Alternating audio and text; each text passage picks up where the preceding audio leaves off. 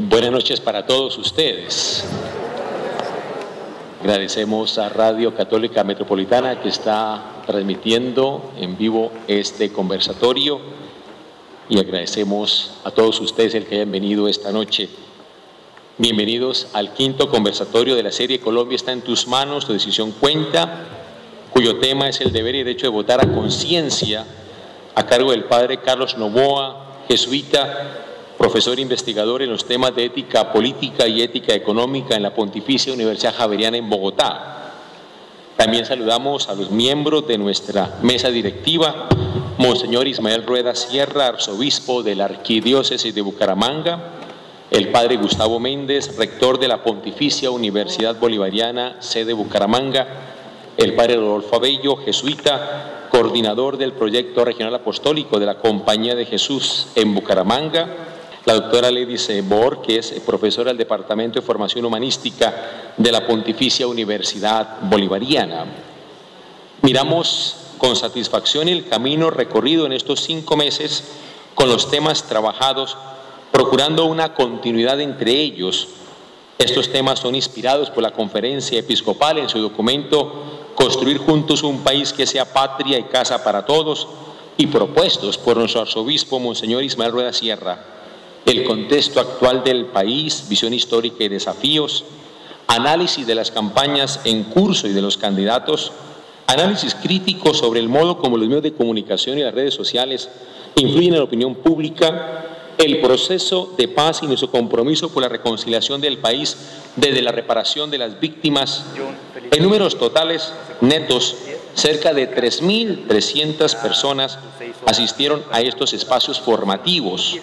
Nuestro objetivo como iglesia fue aportar herramientas pedagógicas que ayudaran a involucrarnos y de modo responsable en el presente proceso electoral, a sabiendas de que su resultado tendrá serias consecuencias para todos los colombianos, no solo para un estrecho periodo venidero de 4 años, sino para el rango más amplio de una generación.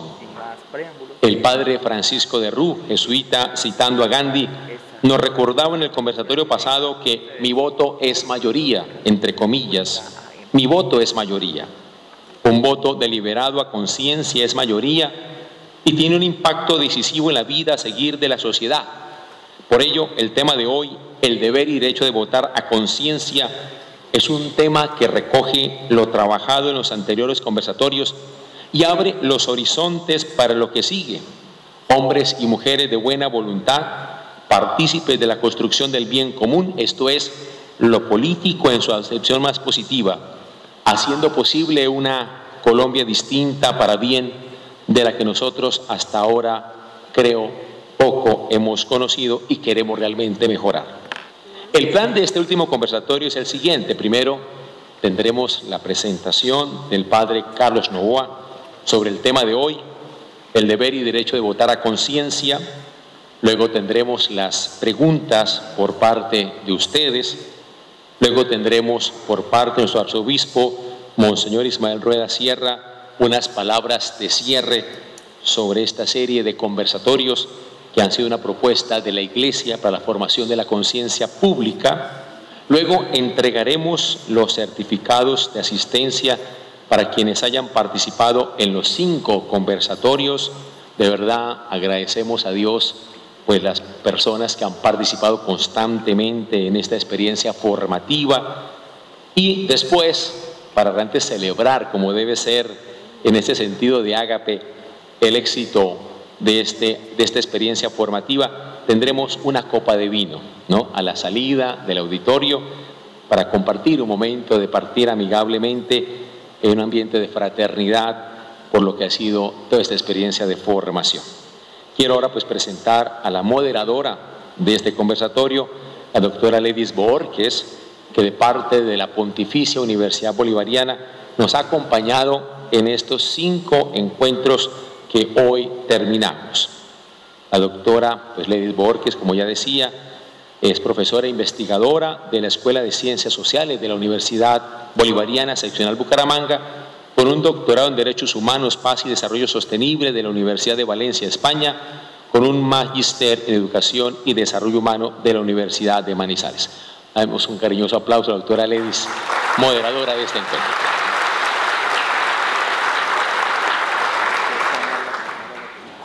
Muy buenas noches. Pues es un honor para mí presentar esta noche al padre Carlos Novoa. El ejercicio que vamos a desarrollar sigue el mismo esquema metodológico que hemos llevado a cabo en los conversatorios anteriores. Vamos a escuchar al padre Carlos Novoa y después vamos a hacer una ronda de preguntas y de respuestas.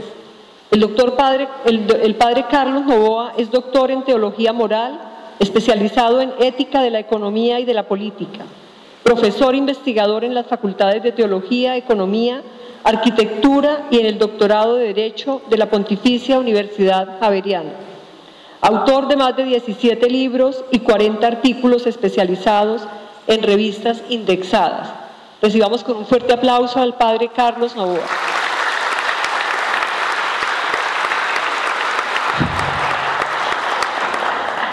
Muy buenas noches para todas y todos.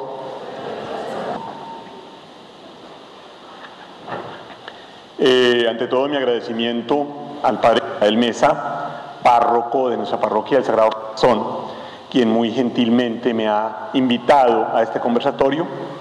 Muchas gracias por su presencia al pastor de esta arquidiócesis, Monseñor Ismael Rueda. Igualmente un especial saludo para el rector de nuestro colegio de San Pedro Claver y el rector de la sede de la Pontificia Universidad Bolivariana en Bucaramanga.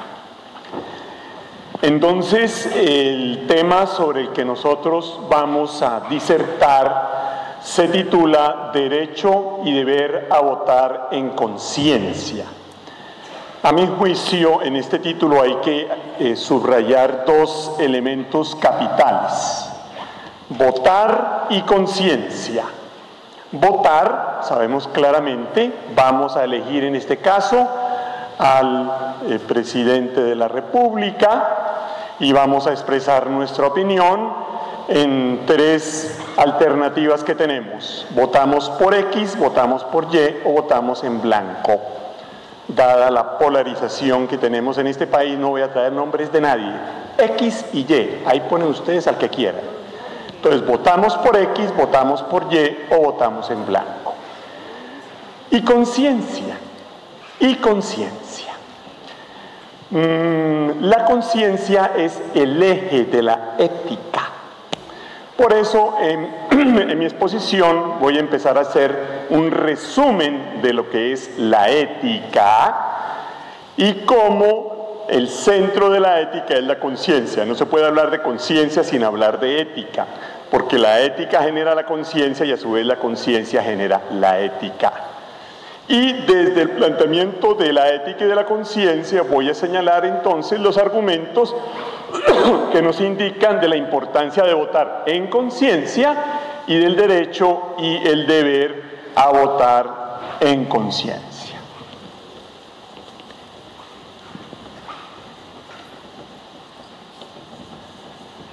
Entonces, como les he dicho, tres partes. Primera parte, ¿qué es la ética? Segunda parte, ¿qué es la conciencia? Y tercera parte, ¿qué es votar en conciencia? Por desgracia, con frecuencia hay una gran confusión respecto a lo que es ética y lo que es conciencia, dos experiencias, dos acaeceres bastante complejos.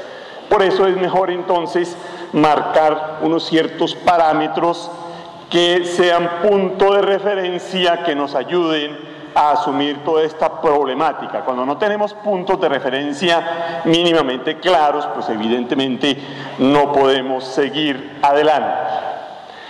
Ética.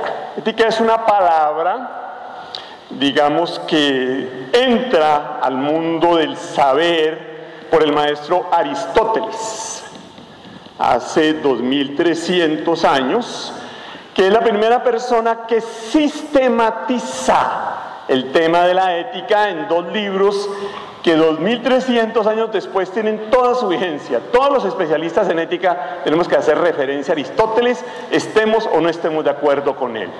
Sus dos libros son Ética Nicomaquea y ética eudemia. Ahí utiliza la palabra ética en griego clásico, ethos. Ethos significa comportamiento humano, personal y social. Eso significa ethos. Hay otra palabra sinónima y que desde la etimología significa exactamente lo mismo, que es la palabra moral. La sistematizan los grandes autores latinos, entre ellos Séneca, Marco Aurelio, Cicerón. Moris mos, que es moral. Tanto moral como ética, tanto ethos como moris mos, significan comportamiento humano, personal y social. Muy bien. La primera formulación ético-jurídica que conocemos en la humanidad se halla en el Código de Ur-Nammu. El Código de Ur-Nammu del rey Nammu de Ur. Es una sistematización que mezcla la ética y el derecho. Ya Aristóteles hace la separación entre la ética y el derecho, hay una íntima relación entre la ética y el derecho, pero esos campos cada uno tiene su autonomía. Y esto fue hace unos 2600 años, y está el famoso Código de Hammurabi, una estela de ese código, lo podemos ver en el Departamento de Artes Orientales del Museo del Louvre en París. Hay una estela donde está el Código de Hammurabi. Estas son las dos formulaciones escritas más antiguas que conocemos de la ética. Ética, insisto, es un código que es un código ético jurídico. Muy bien. Entonces, ¿qué es la ética? Por supuesto que hay muchas definiciones sobre ética, no tenemos tiempo ni mucho menos, tenemos una horita, tenemos que ser muy precisos e ir al grano porque el tema es muy abundante. Entonces, yo voy a proponer una perspectiva de la ética que se plantea, digamos, en ciertas escuelas. Hay muchas escuelas, no tenemos el tiempo para presentarlas todas. Como el tema es complejo, mi experiencia como maestro me enseña que a veces la caricatura nos ayuda a comprender las realidades complejas. Ética. Entonces voy a hacer una caricatura, ustedes me perdonan, pero la experiencia me muestra que es una buena forma de acceder a un asunto tan complejo como es el de la ética y la conciencia. En ciertos salones de esta sociedad uno llega, ¿no?, con un whiskycito, y de pronto se le arruina a uno un doctor muy elegante, muy estudioso.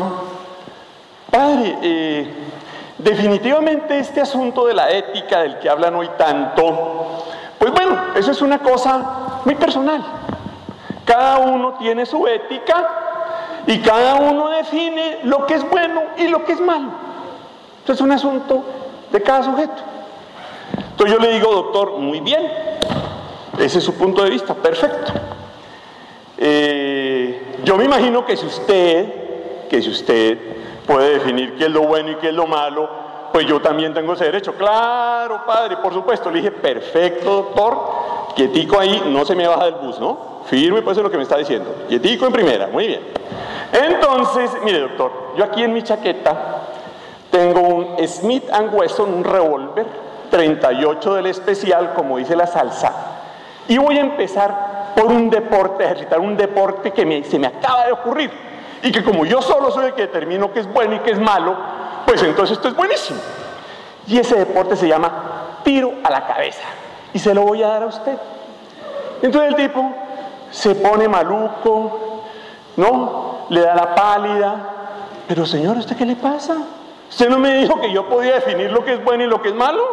Pues para mí tiro a la cabeza es buenísimo. Y entonces prácticamente el hombre en shock, casi que tenemos que llamar la ambulancia. Y entonces le digo, y seguimos con su lógica, doctor. Usted me excusa, particular. Entonces se me acaba de ocurrir otro deporte, que se llama me gusta depositar dinero en mi cuenta. Entonces imagínense que yo soy alto funcionario de una corporación financiera donde su papito metió en unos fondos especiales de inversión toda la plata de su vida, todos sus ahorros y toda la plata de su pensión. Ahí está.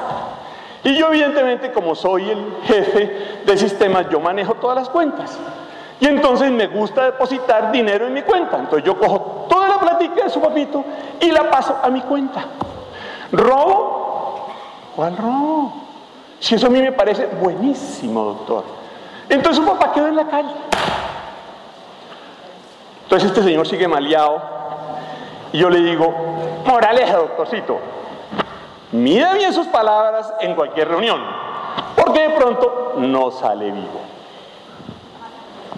Conclusión. Primero que todo, hay bien y hay mal. Eso es fundamental. Hay actitudes y comportamientos que nos benefician y hay actitudes y comportamientos que nos hacen daño. Robar, difamar, el acceso carnal violento, la corrupción política, eso está mal. Eso está mal, tiene esa calificación. Amar, ser solidario, luchar por un país equitativo, eso está bien. Entonces, hay bien y hay mal. Cuando entramos a detallar un juicio ético, evidentemente la cosa puede ser más compleja.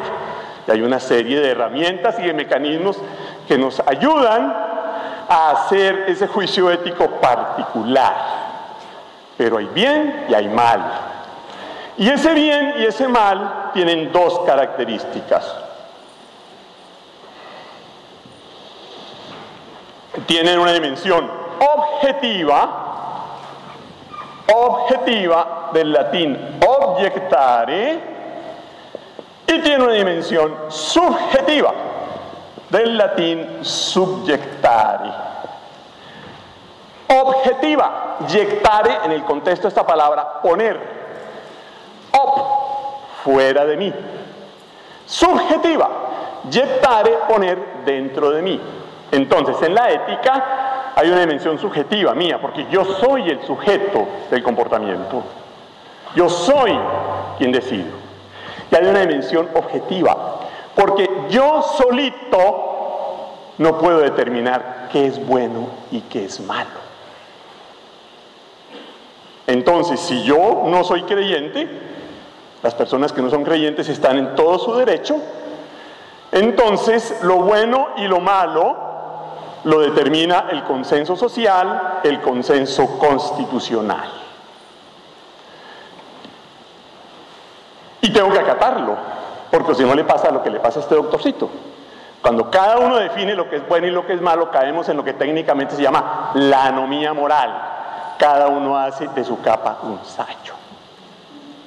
Nos eliminamos totalmente. Necesitamos un consenso mínimo moral acerca de lo que debemos hacer y de lo que no debemos hacer. Si somos creyentes, si somos católicos, nos corresponde obviamente acatar los consensos sociales y jurídicos siempre y cuando no vayan contra nuestra conciencia. Y además existe algo muy importante que el Papa Francisco está reivindicando mucho, no se lo inventa. Paréntesis, el Papa Francisco no ha dicho nada nuevo, absolutamente nada nuevo. Con todo respeto, lo nuevo sí es el estilito, porque qué pena, no lo habíamos visto. Ese estilo no lo habíamos visto, pero nada nuevo. Entonces hay algún sector que no, muy particular, no es que el Papa Francisco está diciendo una cantidad de cosas raras, está acabando con la religión, no, mijito. Lo que está diciendo el Papa Francisco está en el Evangelio, viejo. Está en Santo Tomás de Aquino, está en la más antigua tradición de la Iglesia. Algunas cosas se nos habían olvidado, como esta, el sensus fidei fidelium.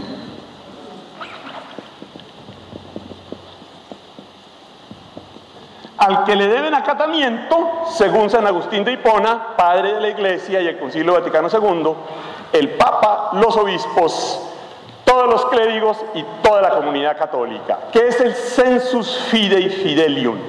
La mejor traducción de esto es el consenso de toda la comunidad en el espíritu. Ojo, en el espíritu. Entonces el consenso espiritual no es que vamos a hacer una suma de votos y la verdad es el que más votos tiene, no. El sensus fidei fidelium, el consenso de la comunidad, es una comunidad que continuamente se está preguntando qué es lo que Jesús nos pide hoy. ¿Cuáles son las actitudes y comportamientos hoy, en este momento, aquí y ahora, más consonantes con Jesús? Y ahí entonces se va definiendo el consenso ético para nosotros los católicos. Muy bien. Bueno, ¿y qué a la ética? Ya tenemos entonces claro que la ética, ¿qué es la ética? En síntesis, la ética es la experiencia que tiene la humanidad desde que dejó de ser Pithecanthropus erectus y entró a ser Homo sapiens sapiens hace 2 millones de años, y experimenta que hay actitudes y comportamientos que nos benefician y actitudes y comportamientos que nos hacen daño. Unos para cultivar, otros para evitar. Eso técnicamente se llama el bien y el mal. Insisto, en lo concreto, no es tan fácil determinarlo siempre. No tiene que tantearse la ropita, porque ya iremos viendo por qué uno tiene que tantearse la ropita. En concreto, definir qué es lo bueno y qué es lo malo no es tan fácil. De todas maneras, existe el bien y existe el mal. Eso técnicamente se llama un juicio de valor ético. La ética es una experiencia y la ética a su vez se convierte en una ciencia sistemática. Ya decimos que es Aristóteles el primero que la sistematiza. Imagínense, tenemos producción de esa ciencia sistemática desde hace 2300 años. Hay bibliotecas enteras sobre el tema de la ética. La ética estudia el comportamiento humano desde su valoración. Hay otras ciencias que también lo estudian: la medicina, la psicología, la antropología, la etología, la sociología. Ninguna de esas la estudia desde el ángulo de la valoración. ¿Qué es la valoración? Determinar qué comportamiento y actitud nos beneficia y qué comportamiento y actitud es inhumano. El primero para cultivarlo, el segundo para evitarlo. ¿Qué mueve la ética? Seguimos con la caricatura. Entonces aquí está Novoa. Novoa, o sea yo, se levanta a las 6 de la mañana. ¿A qué hora se levantan ustedes? No tengo ni idea. Es problema de ustedes. Yo me levanto a las 6. Listo. Pues yo me levanto a las 6, suena el despertador, Novoa se levanta, se despereza y hay algo que me saca de la cama. Cuando uno se levanta, sea a las 6, sea a las 5, sea a las 7, la hora que sea, a la hora en que uno se despierta, lo único real es el sueño y un deseo infinito de seguir durmiendo. Pero no, se levanta uno, vence el sueño. Entonces, más allá de ese momento, donde lo único real es querer seguir durmiendo, hay una fuerza que me saca de la cama. Y esa fuerza se denomina el sentido. El sentido.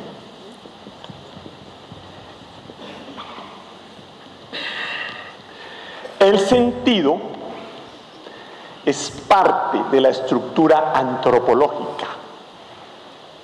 Las personas estamos conformadas por una estructura que tiene diferentes partes, y una de esas estructuras fundamental es el sentido.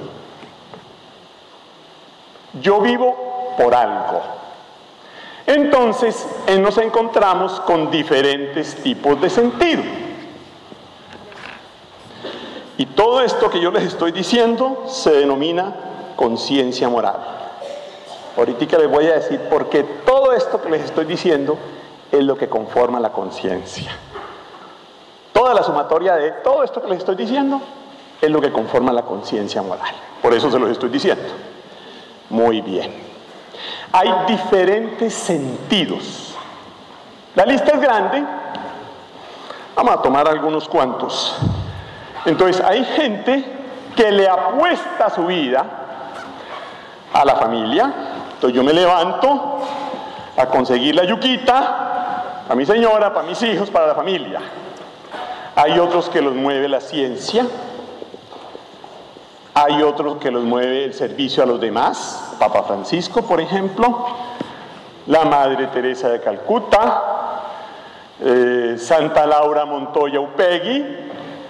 Ella le apostó en su vida a servirle a los demás. El arte, en fin, tantos otros motivos. Hay otros motivos. Por ejemplo, el billete, la platica. Entonces hay gente que se levanta a acumular dinero para sí, egoístamente, utilizando todos los medios, en última instancia, incluso los legales, solo en última instancia. Bueno, hay otros que se levantan a acumular poder, los conocemos en este mundo y en este país, claro que los conocemos, tienen nombre y apellido, no lo decimos aquí para evitar problemas, pero los conocemos, tienen nombre y apellido. Entonces estos señores se levantan a acumular poder para sí, de nuevo, utilizando todos los medios, incluso en última instancia los legales. Bueno, ese es su sentido. Hay otros que se levantan movidos por el Dios, el paradigma 90, 60, 90, ¿lo conocen? Muy bien. Toda la bulimia que está produciendo eso, ¿no? Todas las enfermedades gástricas que están produciendo nuestras muchachas, el 90, 60, 90. Todas las anorexias, ¿no? Porque si yo no soy 90, 60, 90, no clasifico. ¿Cierto? Como no clasifico, termino en una anorexia o en una bulimia y varias se mueren. ¿Ya? Ese ídolo con pies de barro. Poder es un ídolo, el dinero es un ídolo y el 90, 60, 90 es un ídolo. De ninguna manera se entienda que yo estoy menospreciando el cuerpo es un don de Dios, tenemos que cuidarlo. El cuerpo es bello, la belleza corporal la dio Dios para enriquecer nuestras relaciones, ni más faltaba. Una cosa es cuidarlo, otra cosa es endiosarlo. Son dos hechos bien distintos. Un consejito de amigo. Fíjense cuál es el sentido que ustedes construyen. Hay sentidos sólidos: la familia, la ciencia, el servicio, Jesús. Otros. Pero hay otros que se esfuman y que nos frustran. Por ejemplo, el billete. El dinero viene y se va. El poder, usted hoy es presidente, es ministro, es rector, es decano, mañana no es nadie, papito, uno más del montón. Uno más del montón. 90, 60, 90. Entonces hay que ver, pues hoy todo el mundo haciendo gimnasia 6 horas diarias, 90, 60, 90. Evidentemente que ese paradigma no va solo para las mujeres, sino para los hombres también. Hay que cuidar el cuerpo. Pero en asuntos de belleza corporal, atención, en asuntos de belleza corporal después de los 60 años, así le meta a usted toda la gimnasia, todo, ineludiblemente, se cae. Se cae. Se cae. Entonces le apostamos a lo que no era. Le apostamos a lo que no era. Le apostamos a lo que no era.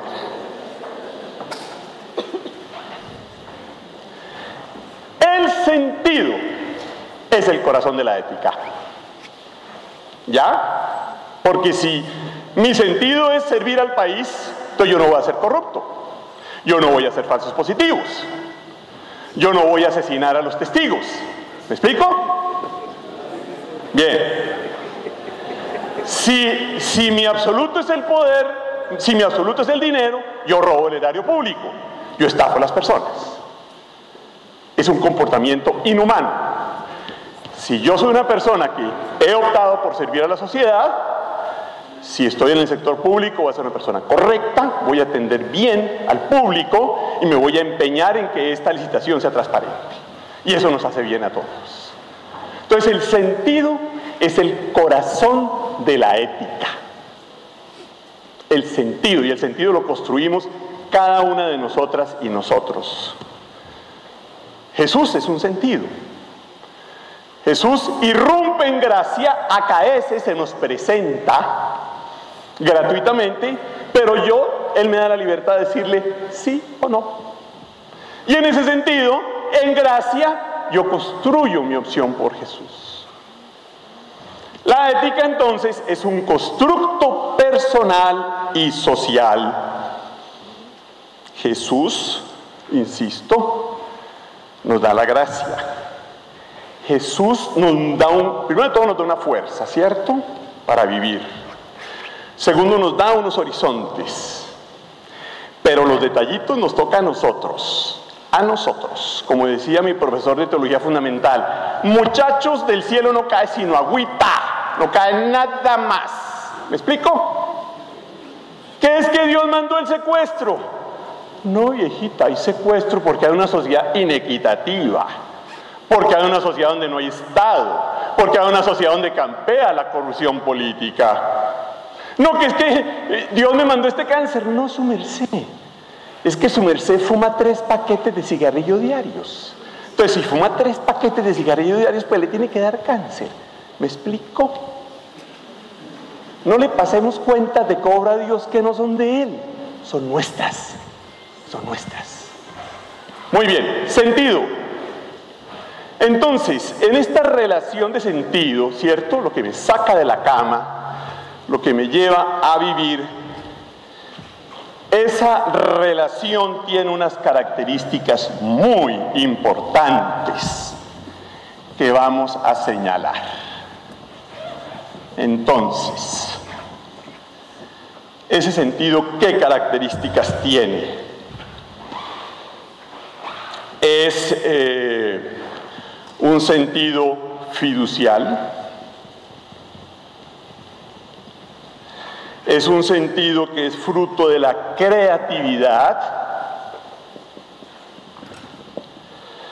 de la reflexión, de la libertad, de la fantasía,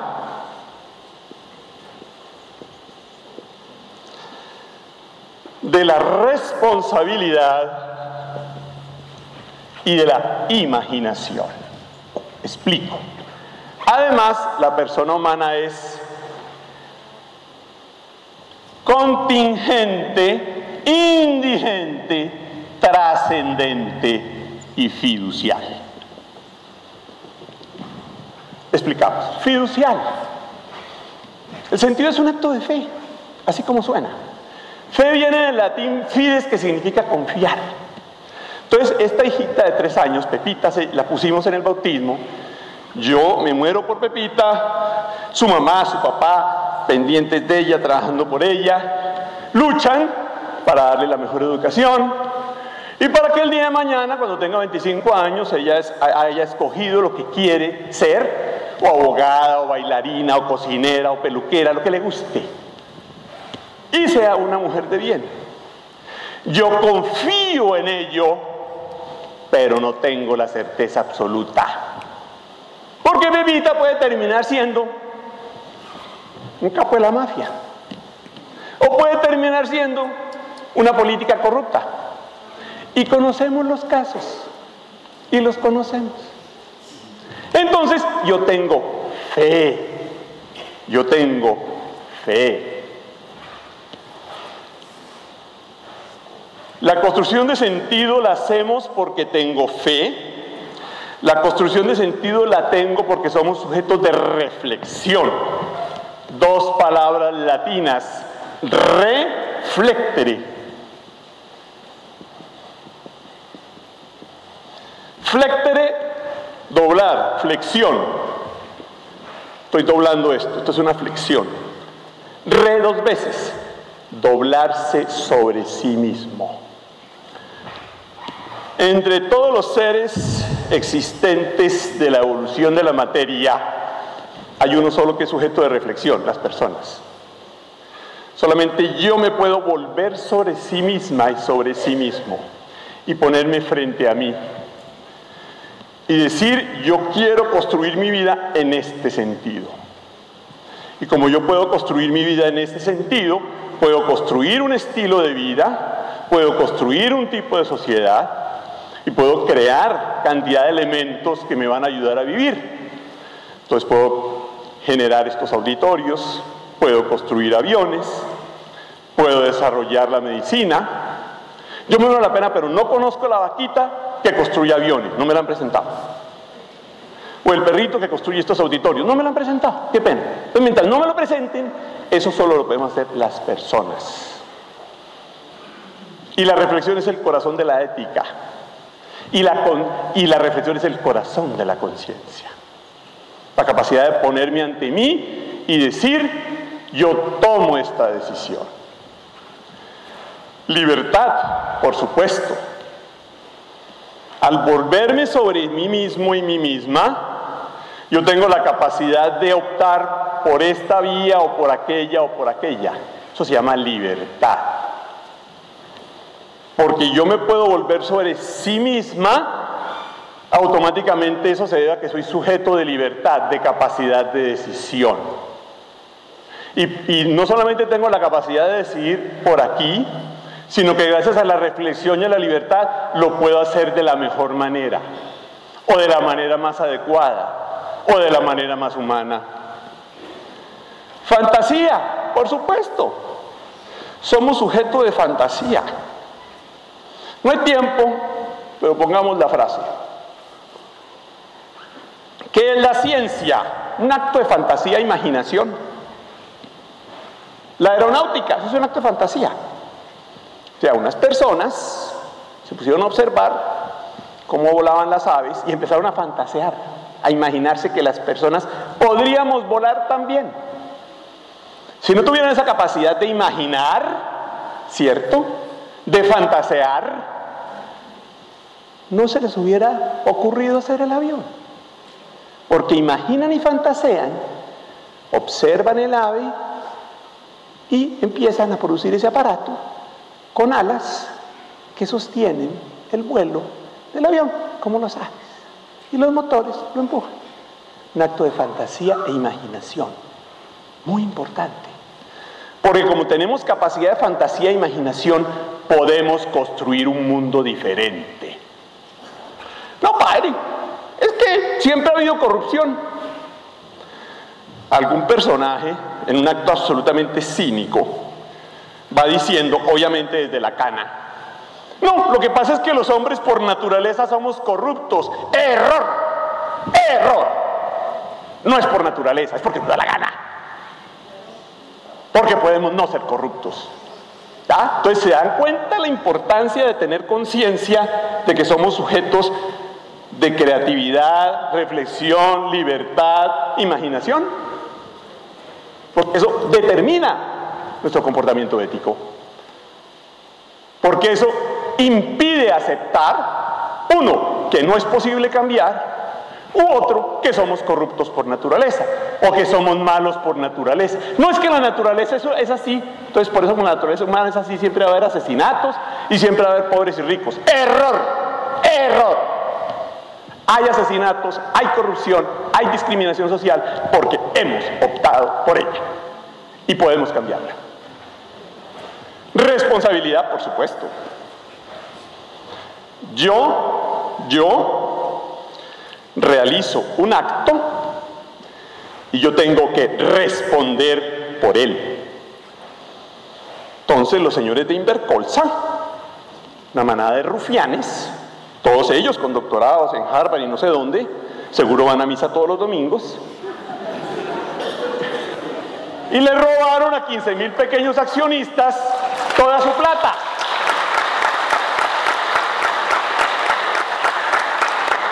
Esos señores tienen que responder. Y por eso la sociedad los priva de su libertad, porque cuando usted circula, quiebra a la gente. Entonces lo tenemos que guardar, tenemos que intervenir todas sus cuentas, todas sus propiedades, y se las expropiamos, en todos casos, porque no son suyas. Son fruto de la plata que usted se robó.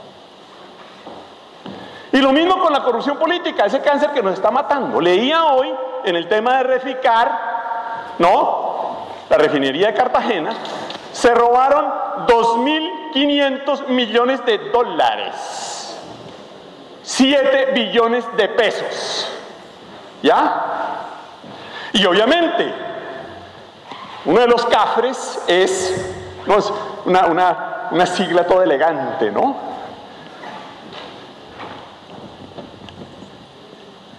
¿No? Una multinacional gringa, Chicago Bridge and Iron, ¿ya?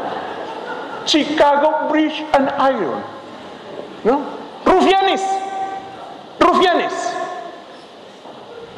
Muy bien, tengo que responder por mis actos.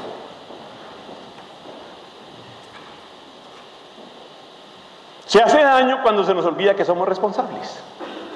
Entonces le robamos la plata al erario público, le robamos la plata al sector privado, somos machistas, discriminamos las mujeres, discriminamos los homosexuales, yo me creo la vaca que más pasto tapa. Y si usted no piensa como yo, entonces yo le monto un grupo armado al margen de la ley, de cualquier color, todos igualitos, para matarlo a usted, porque usted no piensa como yo pienso. ¿Ve? Se les olvida la responsabilidad. Somos responsables y tenemos que responder por nuestros actos. Todo esto son dimensiones de la estructura antropológica de la persona. Gracias a todas estas dimensiones construimos sentido.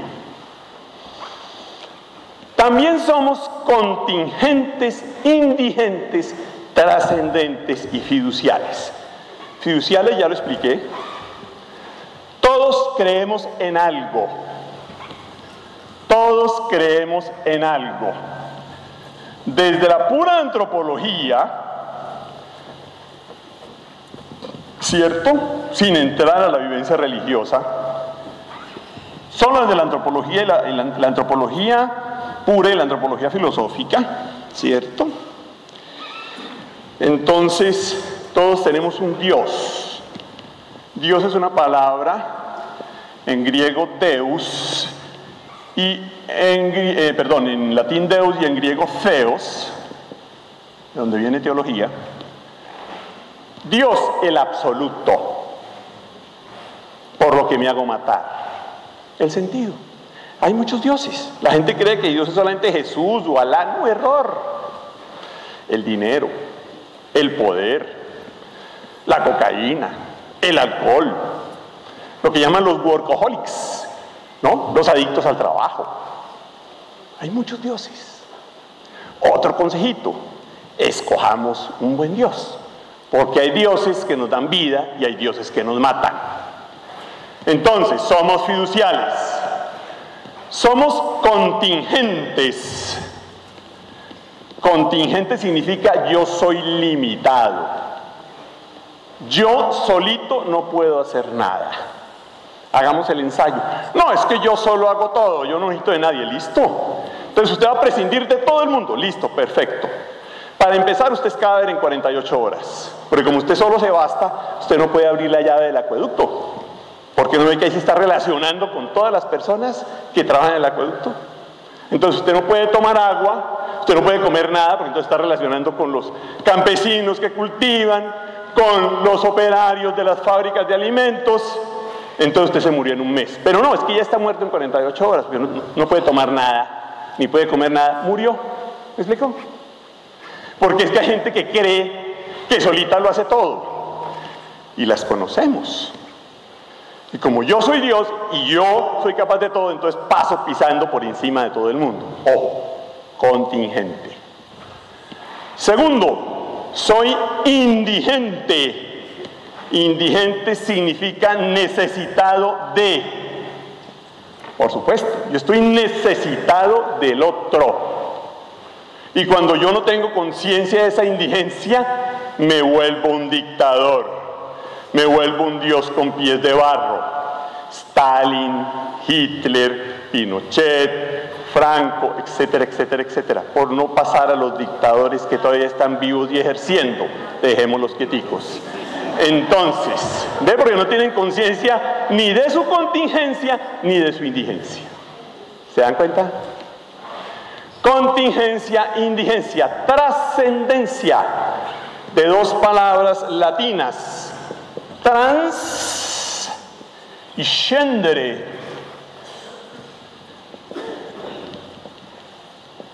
¿Qué significa? Trans es de donde viene el transporte, desplazarse de un punto a otro punto. Scendere, subir. Ese es el sentido. Porque yo soy capaz de estar acá y por el sentido, entonces yo me vuelvo profesional, yo me caso, yo tengo hijos, yo construyo país. Subo más adelante. Me pongo una meta que no existe y la vamos construyendo. Soy contingente, indigente, trascendente y fiducial.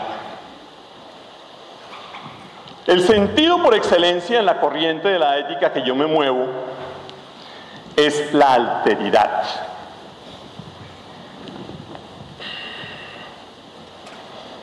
Ahí pueden converger muchísimos otros sentidos. Es que el sentido no puede ser, no tiene que ser uno solo, puede ser la convergencia de varios, evidente.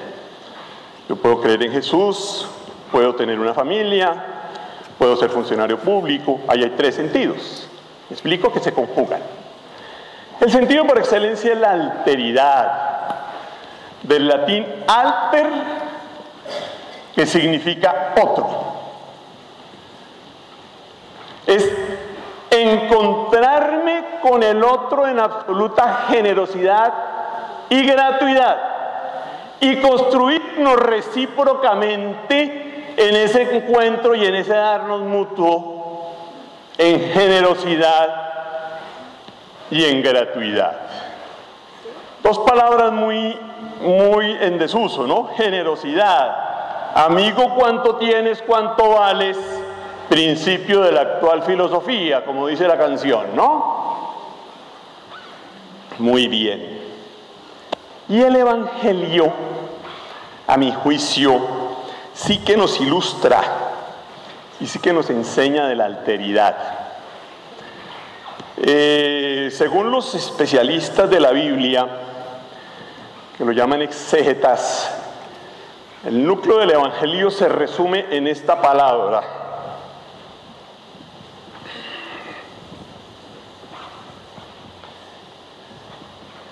splanizomai.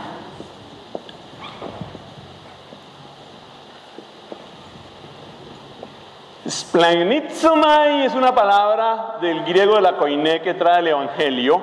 Hay muchos tipos de griego. En el griego de la koiné están escritos los textos más antiguos que conocemos del Evangelio. Los originales no los conocemos, esos se perdieron. Conocemos copias. Y este es un término que define quién es Jesús por antonomasia. La traducción literal, la traducción etimológica, mejor, no la literal, una traducción literal es mala. La traducción etimológica sería compasión. Compasión, del latín compasio, y del griego sympatheia.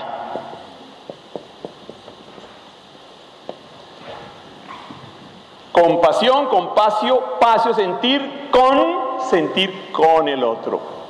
Sympatheia, de donde viene simpatía, con, patheia, sentir.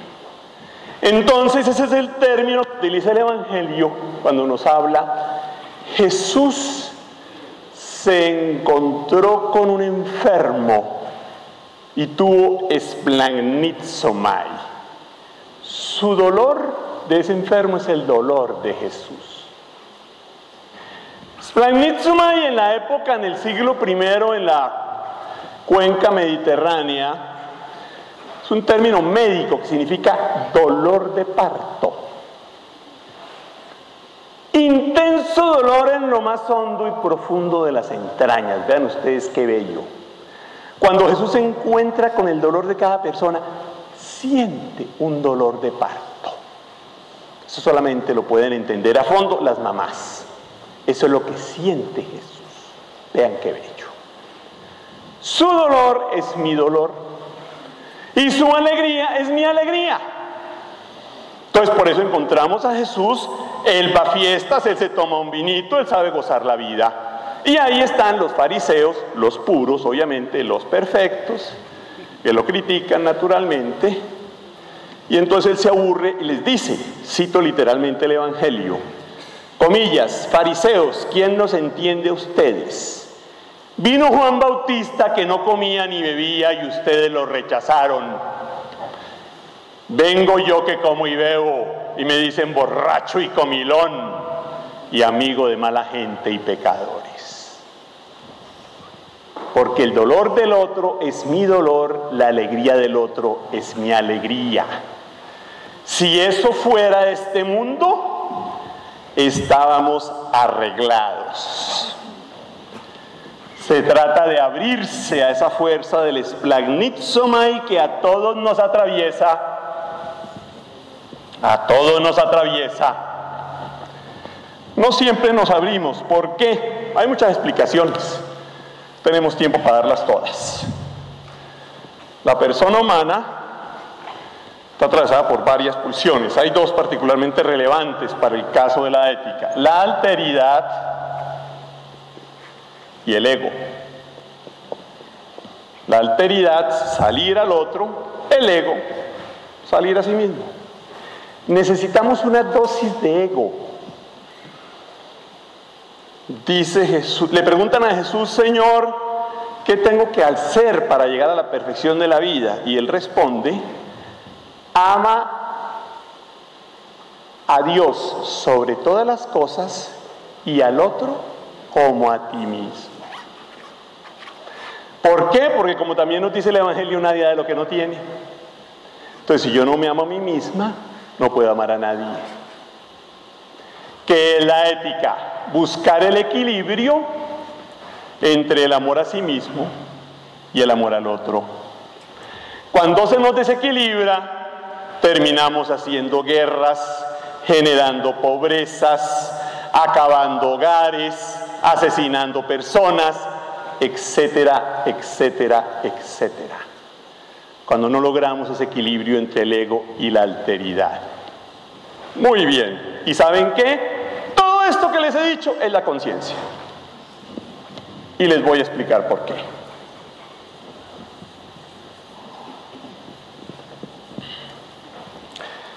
Conciencia, en castellano. Consciencia en latín. Syneidesis en griego clásico. ¿Qué significa? Conocimiento. Entonces, la conciencia moral es la experiencia que me permite a mí conocer lo humano y lo inhumano. Lo que es bueno para practicarlo y lo que es malo para evitarlo. Eso se llama la conciencia. ¿Qué es la conciencia? La suma de todo lo que yo les he dicho. El sentido, las características de la estructura antropológica, el bien y el mal existen, la dimensión objetiva y subjetiva del hecho moral, de la valoración moral. Eso es la conciencia. Decidir en conciencia es que yo me pongo frente a mi sentido. Esta acción me lleva a Jesús. Para el creyente, Jesús es la conciencia moral. Jesús que vive en mí. Como dice Pablo, no soy yo, es Cristo quien vive en mí. Entonces yo tengo que abrirme sinceramente a ese Cristo y decirle: Señor, ¿me caso con Pepito o no me caso? ¿Estudio esta carrera o esta otra? ¿Voto por X o por Y? ¿Quién se acerca más a los valores de Jesús? Eso lo da la conciencia. Por eso, en última instancia, se decide en conciencia. Los ateos, por supuesto que tienen conciencia, son los valores morales. ¿Ya? Son los valores morales. El valor por excelencia, obviamente, es la alteridad. Valor, aquello que vale, por lo que yo me la juego. La alteridad es el valor por excelencia. Para un creyente, Jesús, por supuesto, es el valor por excelencia, el absoluto por excelencia. Me la juego por esto. Entonces, como conciencia es todo esto, tradicionalmente se ha dicho que el paradigma fundamental de la ética es: haz el bien, evita el mal. Qué pena, no es exacto. Hay un paradigma previo: forma tu conciencia. Forma tu conciencia. Porque es que la conciencia es la que genera, la que engendra el bien o el mal. ¿Y cómo se forma la conciencia? Diariamente, si yo soy creyente, cultivo en mis comportamientos y en mis relaciones los valores de Jesús: perdón, respeto, reconocimiento, generosidad, servicio, fidelidad, etcétera, etcétera. Entonces eso va generando una manera de actuar en mí, lo que técnicamente se llama unos hábitos. Y desde esos hábitos entonces yo puedo ir discerniendo, decidiendo qué es lo bueno, lo humano, y qué es lo malo, lo inhumano. Entonces tenemos en estos momentos una decisión en conciencia: X, Y o en blanco. Y nuestros queridos pastores nos auxilian con este documento maravilloso al que hacía referencia Monseñor, al que hacía referencia nuestro párroco, de enero 23 de 2018. Construir juntos un país que sea patria y casa para todos. Se lo recomiendo. 4 paginitas muy bien escritas, claritas, sencillas y al punto. Ustedes ponen en Google y ponen documento de los obispos colombianos sobre las elecciones 2018. ¡Pum! Y ahí les sale. Bellísimo. No tenemos tiempo para leerlo todo. Quiero quedarme en un párrafo que es una excelente síntesis del documento y un excelente aporte a nuestra conciencia. Dicen nuestros pastores: elijamos a quienes les duela la realidad de los colombianos. Colombia necesita ser gobernada por personas íntegras, honestas, dignas, competentes, capaces de vencer la corrupción y la violencia, que se preocupen por la salvaguarda de la casa común. Debemos elegir a quienes quieran afrontar las situaciones de injusticia, enfermedad, drogadicción, desempleo y falta de oportunidades que está padeciendo el país en las ciudades y en los campos. A quienes estén decididos a comprometerse con los más pobres. Repito, a quienes estén decididos a comprometerse con los más pobres y puedan poner su mirada en todos aquellos que son excluidos y marginados.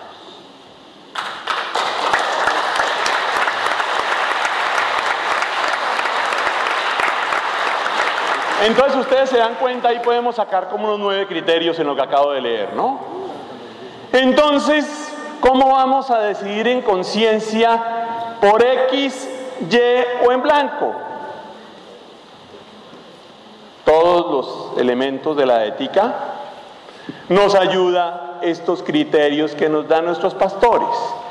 Y vemos a X y a Y y a los partidos que los acompañan y nos preguntamos: X y Y y sus partidos. Y vemos la historia de esos partidos. Esos partidos siempre han sido transparentes. No tienen ningún corrupto en la cárcel. Siempre les ha interesado el bien de los pobres. Hay más empleo, hay menos pobreza. Y este X o este Y, ¿a qué le está jugando? La decisión en conciencia es una decisión personal. En última instancia se decide en conciencia. Eso es San Pablo. Las normas morales nos orientan, nos ayudan, pero en última instancia se decide en conciencia. Decidir en conciencia es decidir lo primero que se me viene a la motola. Error. ¿Qué es decidir en conciencia? Cultivar todo ese proceso que de manera hipersintética yo les he expuesto. Cultivar todos los valores que conforman a Jesús. Entonces, cuando yo cultivo todas esas dimensiones, todos los días y todos los valores de Jesús, entonces yo tengo una conciencia formada. Y entonces ahí puedo decidir en conciencia. Entonces, fíjense que decidir en conciencia no es una cosa fácil, es una cosa exigente. En última instancia se decide en conciencia. Eso es San Pablo, eso es Santo Tomás de Aquino. El Papa Francisco está machacando mucho en eso, con toda la razón. Entonces, ahí tienen ustedes este aporte que les he querido dar, que he preparado para ustedes. Espero que les sea de alguna utilidad. Muchas gracias.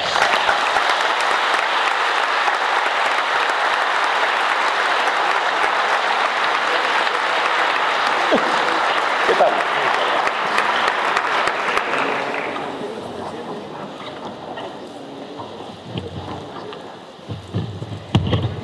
Muchas gracias al Padre Carlos. Vamos a abrir entonces el espacio para hacer una ronda de 5 preguntas. Ustedes levantan la mano y hay un par de personas que se van a acercar y les van a facilitar un micrófono para hacer las preguntas. ¿Cuánto tiempo por cada pregunta, perdón? 1 minuto para la formulación de la pregunta. Muy buenas noches, Luis Francisco Navas. Me preocupa saber, Padre, si podemos contemplar la conciencia como un ente soberano o si existen variables externas que la amilanan, que la fragilizan y terminan doblegándola. ¿Cuáles podrían ser esas variables? Gracias. Muchas gracias. Vamos allá, donde está Anderson. Sí, muy buena noche, Padre, para todo el auditorio. ¿Tu nombre es cuál, perdón? Héctor Hernández Mateus. Héctor, gracias.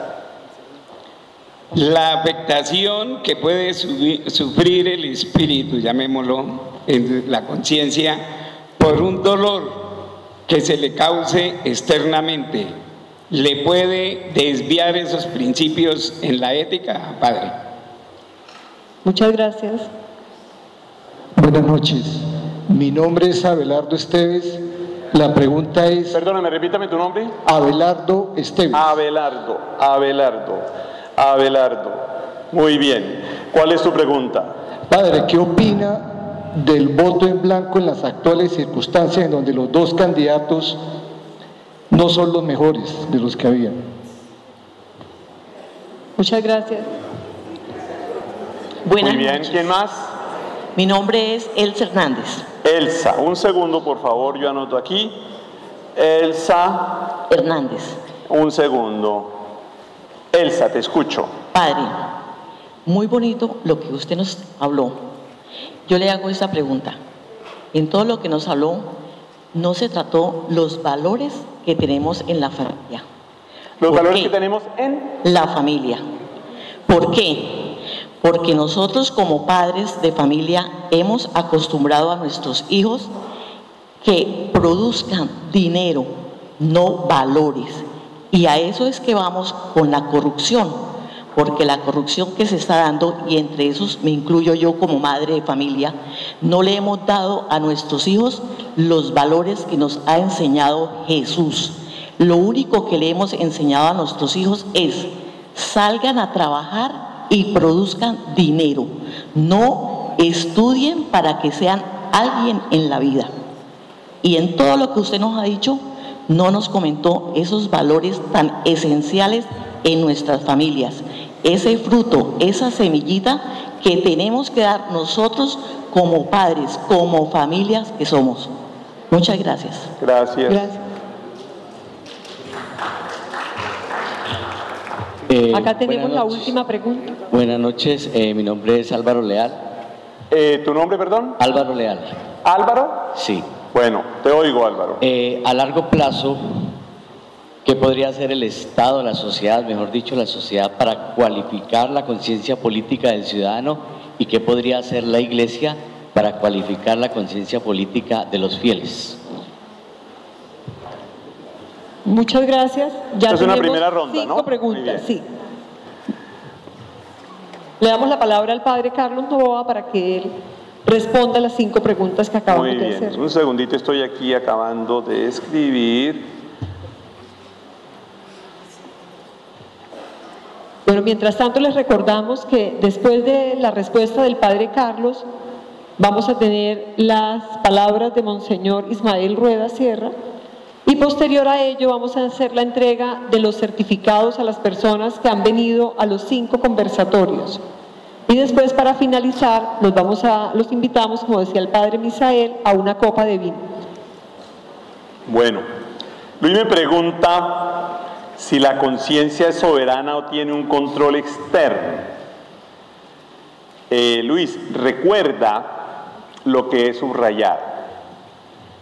Para el creyente, la conciencia es Jesús. No soy yo, es Cristo quien vive en mí. Lo bonito de Jesús es que Él no es externo. Jesús no está allá lejos. Jesús está en mí. Y aún más, Jesús es igualito a usted y a mí. Y Él nos llama a ser como Él. Y si nos abrimos a Jesús, llegamos a ser como Jesús. Y por eso Pablo dice que estamos llamados todos a llegar a ser uno solo en Jesús, uno solo en Dios. Entonces, si por conciencia soberana se entiende que yo hago lo que me da la gana, error. Error. ¿Por qué? Porque si soy creyente, yo estoy referido a Jesús. ¿Ya? Jesús vive en mí, yo estoy referido a Jesús. Ahora, si por conciencia soberana se entiende, en última instancia, nadie me puede a mí decir con quién me caso. ¿Me hago sacerdote o no me hago sacerdote? ¿Estudio ingeniería o economía? ¿Voto por X o por Y? Entonces sí es soberana. Creo que he buscado ser lo suficientemente pedagógico para explicar que decidir en conciencia no es decidir lo primero que se me viene a la motola.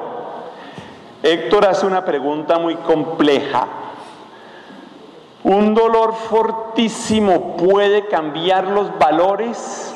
Ahí venimos al tema de la formación de la conciencia, que para mí es el imperativo ético por excelencia, formar la conciencia. Y la conciencia se forma toda la vida hasta el día de la muerte por la tarde, no antes. Es una tarea permanente, cotidiana de toda persona, sea creyente o sea ateo, porque la religión es un don, la religión es gratuita, la tomo o la dejo, yo no le puedo imponer a nadie ser cristiano. Pero sí todos tenemos que ser éticos, eso sí, la ética sí nos obliga a todos.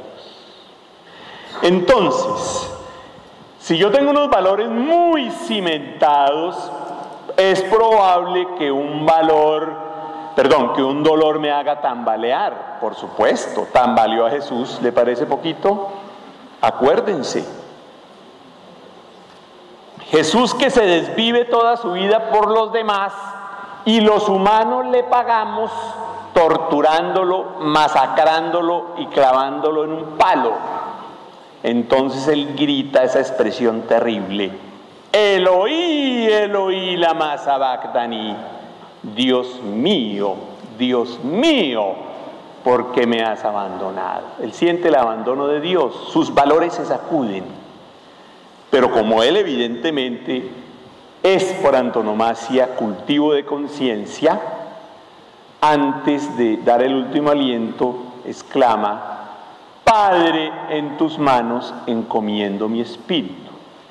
Por supuesto que un dolor externo puede hacer tambalear nuestros valores. Entonces a mí me asesina mi mamá, me la secuestra y me la asesina un grupo armado al margen de la ley, o lamentablemente algún miembro de la fuerza pública.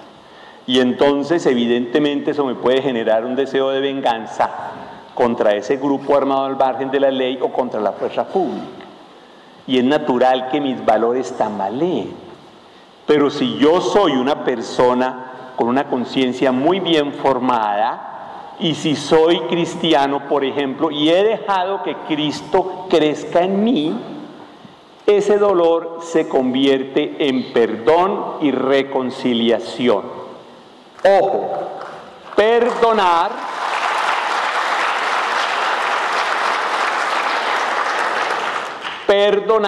no significa eximir de responsabilidad.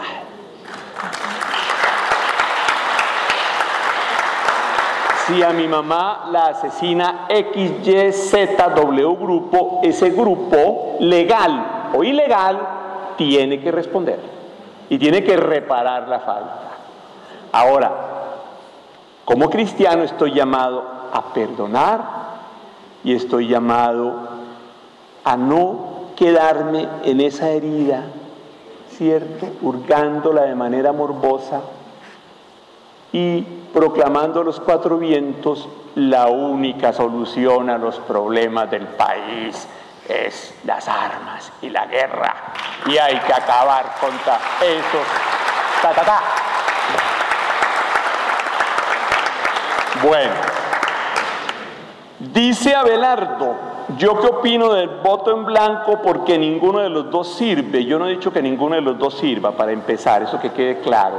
No le corresponde a la institución eclesiástica decir por quién se vota. Entonces, pero yo sí le puedo dar mi opinión sobre el voto en blanco. Mi opinión sobre el voto en blanco ya la he expresado, la repito. Tenemos tres alternativas: votar por X, votar por Y o votar en blanco. El voto en blanco es legítimo, es ético y es legal. ¿Por qué? Porque en conciencia yo puedo encontrar, después de haber hecho la investigación pertinente, que ni X ni Y son idóneos. Entonces yo le paso un mensaje a esta sociedad: ¿sabe qué? Definitivamente estamos pero pésimo. Y necesitamos un cambio muy radical. Si mi conciencia me lo dice. Si mi conciencia me lo dice. ¿Ya? Insisto, no es papel de la comunidad católica y de sus pastores decir por quién se vota. Sí es nuestro papel proponer criterios para que cada uno de ustedes decida en conciencia. Elsa se extraña de que yo no he hablado de los valores de la familia. Con todo cariño, Elsa, por supuesto que sí. Por supuesto que sí. Porque es que los valores que yo pongo son los valores de todos los ámbitos de la vida. Es que yo no puedo decir que amor, que el valor amor es uno en el colegio y es otro en la familia y es otro en la empresa. No es el mismo, es el mismo. Y el valor dignidad humana, hoy en día, digamos en la ciencia ética, se distinguen tres valores fundamentales, que son la dignidad humana, la solidaridad y la justicia. Y la dignidad humana en la familia o en la comunidad católica o en la empresa o en el ejercicio del gobierno y del sector público, evidentemente que es la misma. Entonces, con todo el respeto, mi querida Elsa, por supuesto que sí he hablado de los valores de la familia.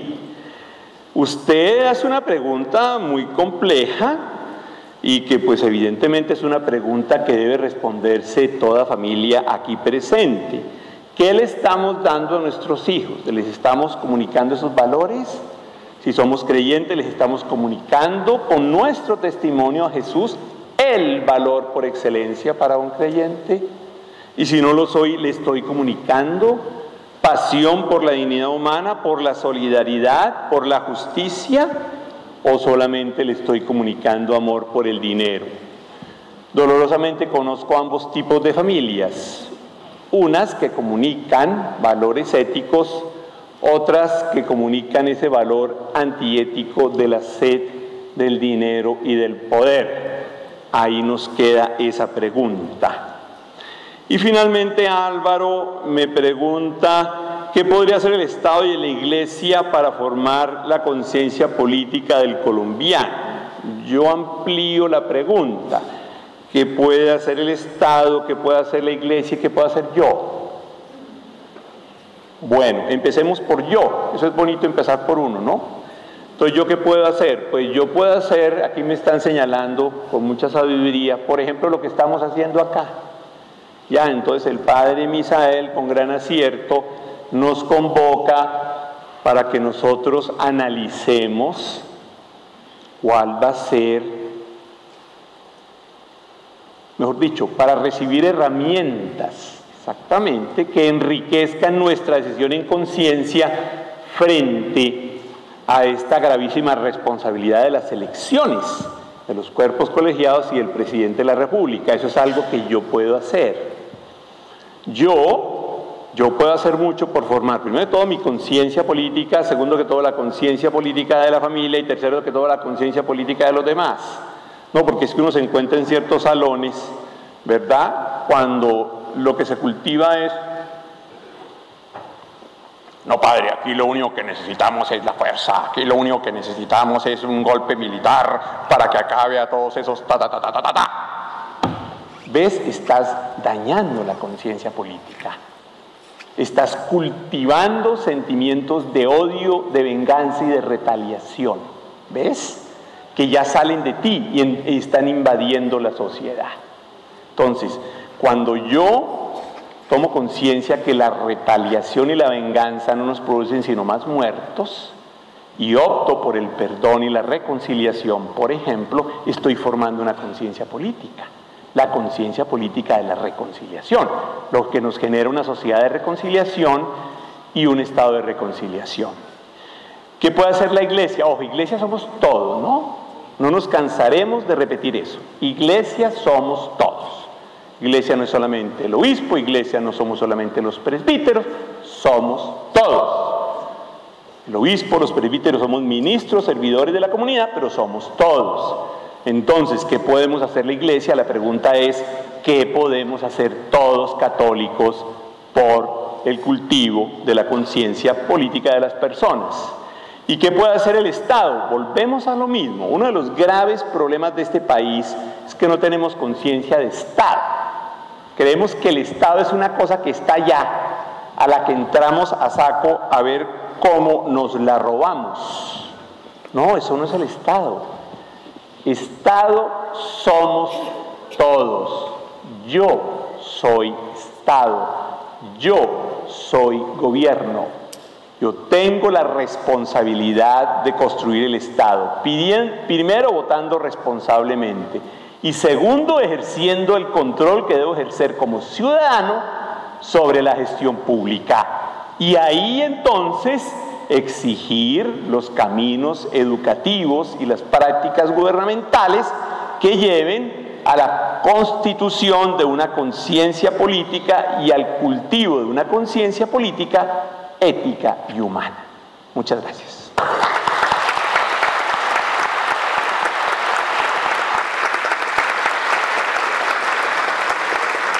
Muchas gracias al Padre Carlos. Vamos ahora a darle la palabra a Monseñor Ismael Rueda para que cierre formalmente este primer ciclo de conversatorios.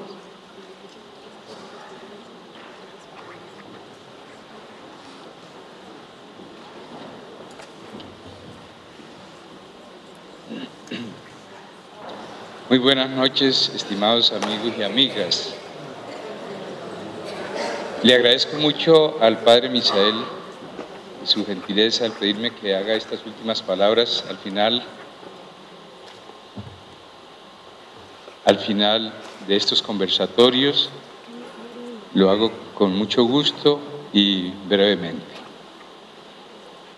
A finales del año pasado, en previsión del proceso electoral para elegir presidente de la República, la Conferencia Episcopal, por medio de la presidencia de la misma, entregó un mensaje al cual hizo alusión el Padre Carlos, dirigido a los fieles católicos y a todas las personas de buena voluntad, en el que propone unos criterios y fundamentos para un voto responsable, libre y consciente.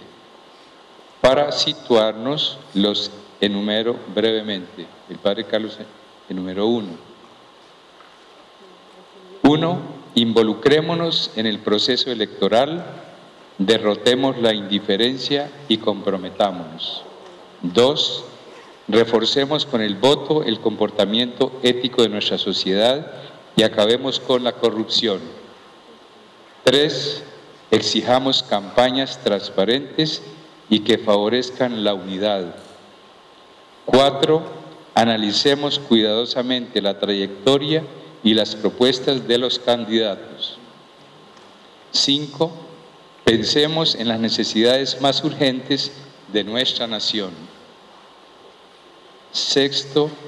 Elijamos a quienes les duela la realidad de los colombianos.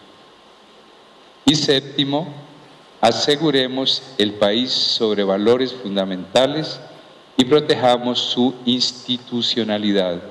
Este mensaje fue emitido el 6 de diciembre del año pasado.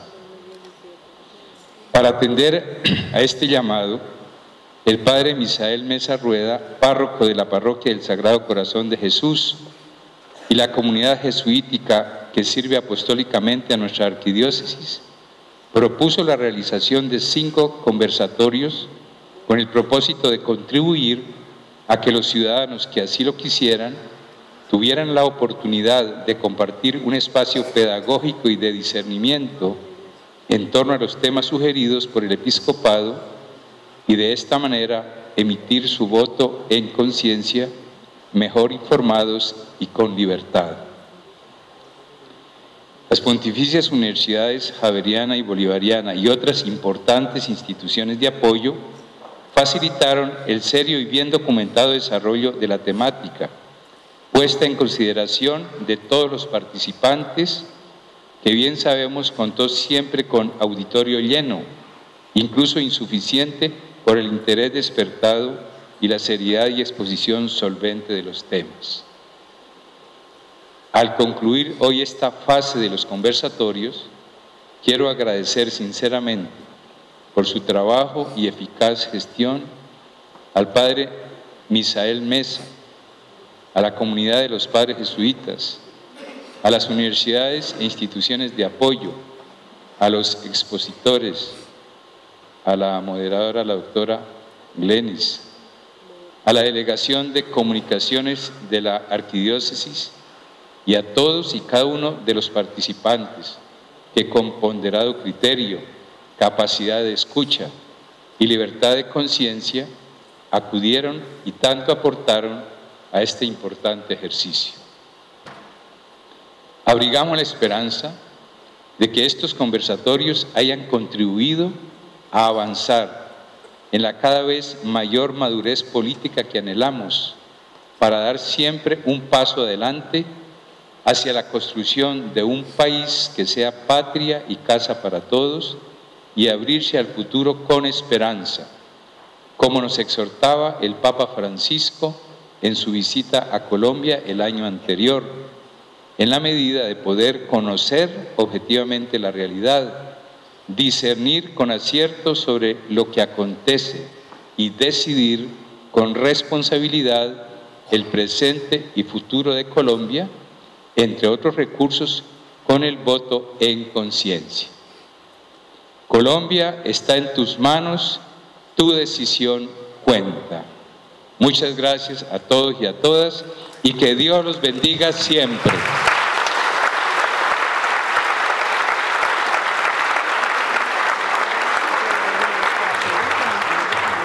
Muchas gracias, Monseñor.